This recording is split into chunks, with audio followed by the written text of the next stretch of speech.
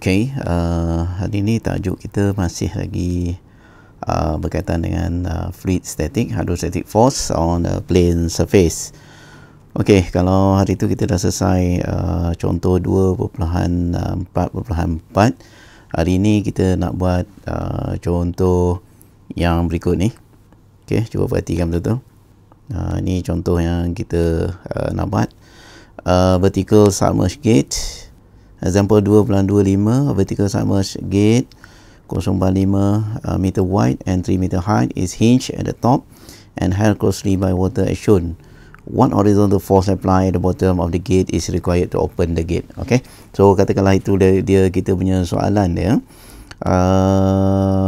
Dan soalan ni yang pertama sekali minta kita berapakah daya P yang berada di bawah tu untuk memastikan gate ni sentiasa tutup. Okey, so mari saya tunjukkan bagaimana caranya untuk kita menyelesaikan masalah contoh kita yang pertama ni. Alright, yang pertama sekali kita kena pastikan bahawa kita faham dia punya soalan tu dulu. Alright, kalau kita tengok kepada soalan itu, dia tanya ialah berapakah daya yang di bahagian bawah tu. Jadi pertama sekali kita kena fahamlah ya, bahawa bila seperti mana tiap kali saya selalu cerita kepada kamu, tiap kali bila ada fluid, ada permukaan, nanti mesti ada daya. Okey, dan daya itu bertindak pada titik CP. Okey, kalau berdasarkan kepada gambar soalan kita tu, jelas bahawa daya daripada fluid tu, daya hidrostatik ni akan bertindak dari arah kiri ke kanan pada titik CP. Maka dalam kes ni kita ada dua daya. Dan gate ini akan kekal dalam keadaan tegak andai kata moment kedua-dua daya ini bersamaan kosong. Okey, equal to zero. So mula-mula sekali kita lukis apa? Free body diagram. Jom kita lukis dia punya free body diagram. Okey, kita lukis dia punya free body diagram. Alright. So katakanlah, alright, ini ialah gate kita tu. Ini gate. Okay, and then kat atas ni kita punya apa panggil tu? Kita punya hinge. Jangan lupa ni kat atas ni ialah kita punya hinge, dan hinge ni kita panggil lah titik dia sebagai titik E. E ni bermaksud angsel, alright, mudah untuk kita ingat. Dan jangan lupa di bahagian atas ni ada lagi permukaan air setinggi lebih kurang 1 meter kan. So jarak ni ke sini ialah 1 meter. Okay, alright, dan tinggi gate kita ni ialah 3 meter, sementara di bahagian bawah ni tadi kita ada force P yang kita nak cari ya. Yang ni berapakah nilainya. Okay, so free body diagram ni bermula dengan apa? Lukis gambar titik CG tu. Alright, so katalah ini ialah CG dan jaraknya ke permukaan bebas ni kita panggil dia sebagai H bar. Kemudian titik CP, apa undang-undang dia? Sentiasa berada pada bahagian bawah CG. Di sinilah force tu akan bertindak. So lukis ni hydrostatic force, alright. Dan jaraknya ke permukaan bebas, lupa nak lukis atas tu. Ni permukaan bebas ni, alright. Yang ini tingginya ialah HCP. Okey, dan dalam kes ini kita kata kita boleh selesaikan kes ni kalau kita kata momennya sama. So moment jangan lupa, daripada kamu belajar tempat lain hari tu, moment ni terdiri daripada jarak darabkan dengan apa panggil tu, daya, di mana daya tu bertindak. So anggaplah jarak tu kita panggil dia sebagai jarak A dari F ni ke titik E tempat dia putar tu ialah A, sementara yang di sebelah sini ni P ni pula darabkan dengan 3. Okey, alright.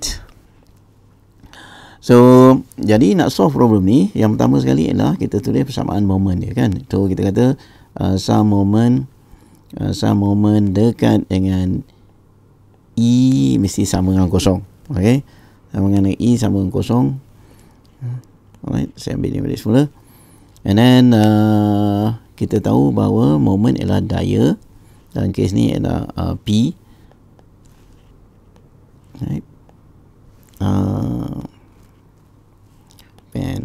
P, alright, P darabkan dengan 3 meter, yang ini mesti sama kan, sebab P ni ikut jam sementara F ni adalah lawan jam. So F darabkan dengan A. Alright, jadi kalau kita nak dapat nilai P, maka kita tulis P sama dengan F darabkan dengan A bahagikan dengan 3. Tiap kali bila ada soalan berkaitan dengan momen ni, maka persamaan inilah yang perlu kita tulis, persamaan momen. Okay. So untuk dapat nilai P ni kita perlukan F dulu kan. So tengok dalam rajah tu kita tahu bahawa F sama dengan rho G H bar darabkan dengan A. Dan rho G ni ialah water, kita tahu dia 9810. H bar ni ialah separuh di bahagian yang tenggelam, 3 bagi 2. Kemudian tambah pula dengan 1 meter ke atas kan. Okey, ini sama seperti yang tertera dalam gambar kita tu lah. Dalam gambar ni jelas menunjukkan bahawa H bar ialah separuh plate tu atau gate tu, dan tambah pula dengan 1 meter ke atas. Kemudian darabkan dengan luas gate tu, iaitu 3 darabkan dengan saya pun lupa lah dia punya gate ni berapa tu, 0.5 meter lebar dia. Lebar ni adalah 0.5 meter.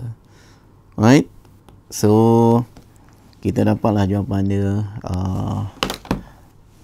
Jawapan dia 9810 darab 3 darab dengan 0.5. Okay, darabkan 1.5 2.5. Alright, darab dengan 2.5. Okay, so kita dapat 36.8 kilonewton. Okay, alright, so dalam hal ni kita kata kita dah selesai dah. Kita kata kita punya F ni dah selesai. Okay, F ni dah selesai. Next kita perlu carikan A. Alright, kita perlu cari A. Tengok pada gambar kita tu, alright, pada free body diagram kita. Lupa ni tulis, alright, FBD, free body diagram. Maka A ni sama dengan HCP, betul tak? Jarak dari atas sampai ke titik CP, iaitu HCP. Betul tak? Tapi itu ialah daripada CP ke permukaan bebas, tapi kita nak sampai titik E saja. So tolakkan pula dengan 1 meter. Okay, so HCP sama dengan H bar pluskan dengan ICC sin square theta divided by H bar A. Okay, and then jangan lupa sudut kita kali ini adalah 90 darjah, jadi sin 90 ialah 1. H bar kita dah ada, A dah ada, yang tak ada ialah ICC. Okay, jadi kalau saya tulis di sini ICC, bentuk pintu kita ni adalah bentuk segi 4, jadi BH kuasa 3 bahagikan dengan 12, dan base yang dalam kes ni ialah 0.5. Boleh tak? Darabkan H dia ialah 3 meter square and then divide by 12. Okay, so kita dapat jawapan sebagai 0.5 darab dengan 39. Okay, and then per square lah, ni kuasa 3. Right, kita kata 0.5 darabkan dengan 3. Alright, and then bahagikan dengan 12. Kita dapat apa? 1.125. Okay, and then dengan sebab itu kita kata HCP kita sama dengan HCP kita sama dengan H bar kita ialah 1.5 adalah 2.5 pluskan dengan 1.125 darab dengan 1 bahagikan dengan kita kata bahagikan pula dengan 12, maka kita dapat 1.125 bahagi dengan 12 and then pluskan dengan sisi kena bagi 12 ni. Okay, silap bukan bagi dengan 12, kita kata ni bahagikan dengan H bar. Right, H bar kita ialah 2.5, right, darabkan dengan luas dia iaitu 3 darab 0.5. Okey, baru betul. Ada 1.125 bagi 2.5 bagi dengan 3 bagi dengan 0.5. Okay, and then plus dengan 2.5. So kita dapat 2.8 meter. Alright, 2.8 meter. So dengan sebab itu A sama dengan 2.8 tolak 1. So kita dapat 1.8 meter. Itulah kita punya A. Alright, ambil ni dan masukkan balik ke dalam persamaan tu. And then daya ni pula masuk ke dalam persamaan tu. Maka kita kata P dalam kes ni, alright, P sama dengan kita punya daya tadi 36, alright, 36.8 10 kuasa 3, and then darab pula dengan A dia 1.8 bahagikan dengan 3. Okay, so P sama dengan 36.8 eksponen 3, alright, and then darab pula dengan 1.8 and then bahagikan dengan 3. Okay, so kita dapatlah jawapan dia 22.1 kilonewton. Okay, macam itulah kaedahnya bagaimana kita nak menjawab bila soalan kita tu ada pula yang dikaitkan dengan moment. Okay, kalau ada apa soalan nanti boleh tanya saya di bahagian yang sesuai. Right, sekian untuk contoh kita yang lesson kita pada hari ini.